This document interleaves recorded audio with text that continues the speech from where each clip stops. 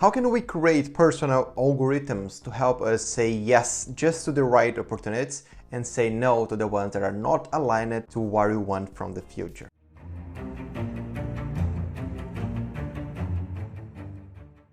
Hello and welcome back, William Meller here, and today we are going to discuss principles and why principles are so important to build our future and build the life that we want aligned with strong values, aligned to our pillars.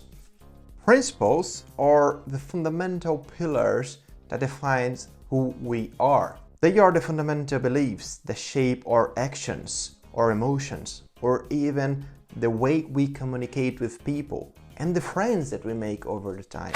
And inspired by the book Principles by Ray Dalio, I have some tips to share with you that I'm also using to apply to my life.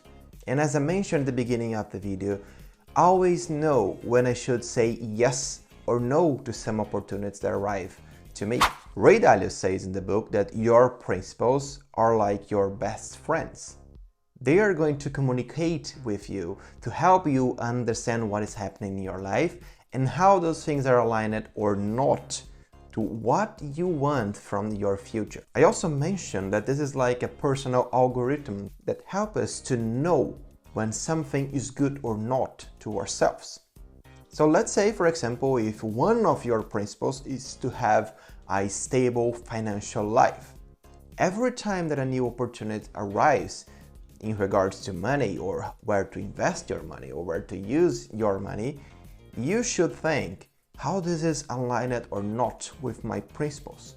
I'm a person that maybe is looking for something more stable, more reliable. I don't want to go into risk that much. And this opportunity actually is so risky. So maybe I should say no because it's not aligned with my financial principle. And it is the same to work. It is the same to family. It is the same to everything around you.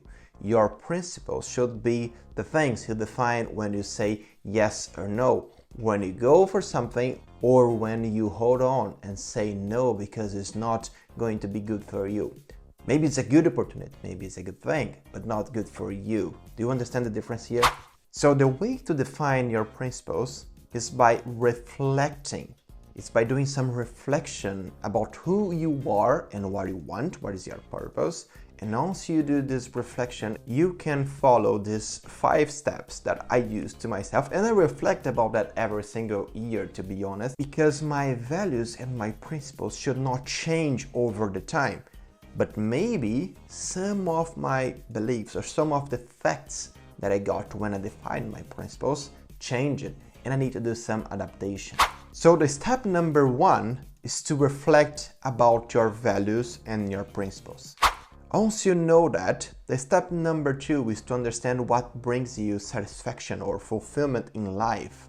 What is your purpose? What you want to do in the future? And I'm not just talking about work here, but what model of friend you want to be? What model of husband or wife you want to be? What model of father or mother you want to become? Those reflections are important to define your principles and what are the things that are more important or less important in your life. Because if you have an international career, something that makes you travel a lot is one of your desires for your work principles, and your family principles is to spend a lot of time over the week with your family, you have a challenge here. You have 2 principles that are colliding, that are not going to survive over the time. And you need to reflect, what type of balance should I have here and what principle is more important to me? And then we go to step number 3. That is reflect about the impact that you want to have in each area of your life. We have different areas in our life, right? And these areas are like the roles that we play over the time. Sometimes, as I mentioned, as a friend, sometimes as a husband or wife. And these things, everything, every role that you play, you need to think, what is the impact that I want to have here, the people around me? Because this is going to help you to reflect also about how much energy you should put on those things. And then we go to step number 4, where we analyze past experience and we learn from them. Because as I mentioned, every single year we should reflect how we are doing, what we are doing in terms of our values and principles.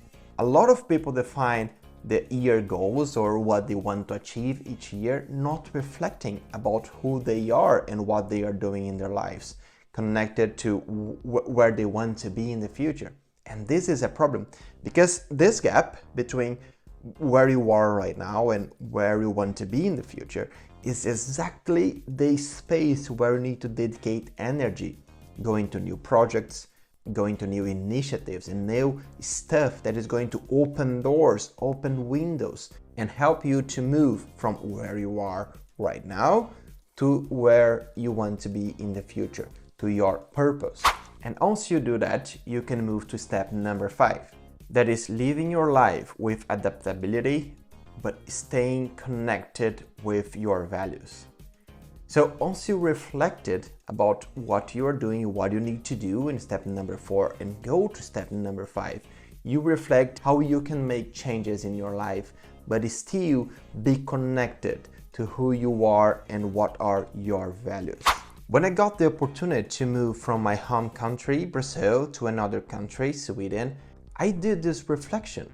How everything in this opportunity is going to be connected with my principles, with my values, to who I am right now, and how it is also connected to where I want to be in the future.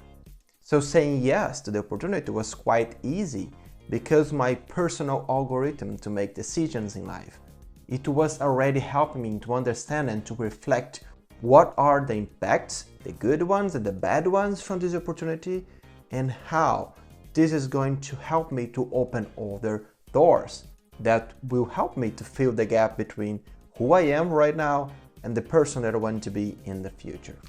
If you enjoyed this video, give me a thumbs up, and if you're not subscribed yet, please subscribe. You are more than welcome.